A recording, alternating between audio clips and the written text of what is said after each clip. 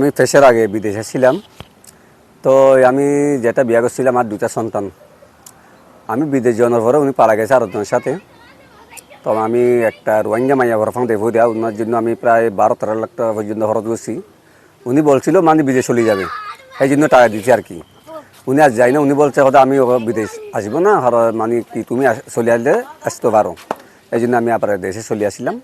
I দেখি এখন আমি কী করবো, এখন এখানে তো পরের চাকরি করতে পারবো না, বিদেশ গেলাম এত বছর। তো এই পেশাটা বাছি নিলাম, কী করবো আর। মালয়েশিয়া ছিলাম, বেশটা শুরু করছি আইডিয়ার থেকে। আমি যখন বিদেশ ছিলাম তখন আমি অনলাইনে দেখছি মাল এগুলো খুব সস্তা মানে কি অনলাইনে ছাড়ছিল। তো চিন্তা ভাবনা করলাম যদিও ব্যবসাটা করি যদি লাভবান হতে পারি, এই জন্য দেখি এটা অনেকজনে করতে আছে এই ব্যবসা। তো আমিও মানে আব্দুল আসছিল, এই জন্য আমি এগুলো করতেছি। এখন আমি কাস্টমার হাতে পৌঁছা দিচ্ছি দিয়ে এগুলো এখনও রেট আমি জানি না। ওই যারটুকু মাল খাড়াইছিলাম আমি ওনাকে বলছি যে ভাই তোমার রেটটা ওখানে লিখে দাও। সেই রেট দিকে মনে করেন আমি দিশা 10 টাকা 20 টাকা করে বাড়িয়া তারপরে কাস্টমারকে বিক্রি করব। আর আমি তো এখনও জীবনও করি নেই। আমি ফারাত গেলে মনে করেন কসমেটিক বলে মানিকে ডাক মারি। কসমেটিক বলে ডাক মারলে মহিলারা বাইরে তারপরে মালগুলা দেখে তারপরে কিনে।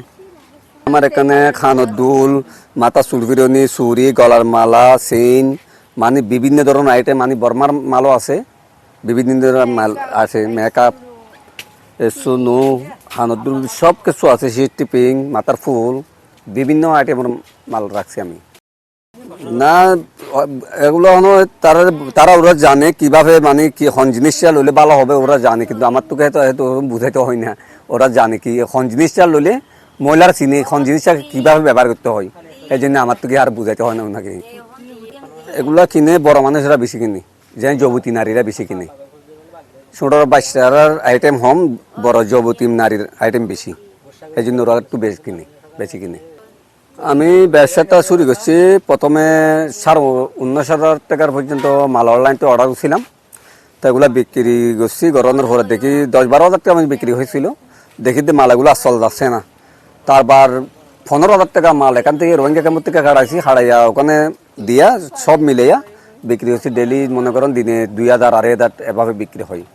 প্যাকেটগুলো দেখছেন না, এই প্যাকেটগুলা আজকে বিক্রি করলে মানে সন্ধ্যা আমার আবার নতুন 100 টাকা প্যাকেট করে মানে আবার নতুন ফাল্টাইতে হবে। ওরাকে মানে রাখতে পারে না, কিন্তু ওরা মানে কি কুলা মুলা সেদের বেদের করে তারপরও কি আমার যদি খারাপ লাগলো, কিন্তু আমি ওনাকে দেখাই না। কী করবো, আমি তো ব্যবসা করি তাই না, ওনাকে দেখাইতে পারি না। মানে খরবটা আমার মজা, আমার দিলে মজা রাখি, আমি ওনাকে দেখাইতে পারি।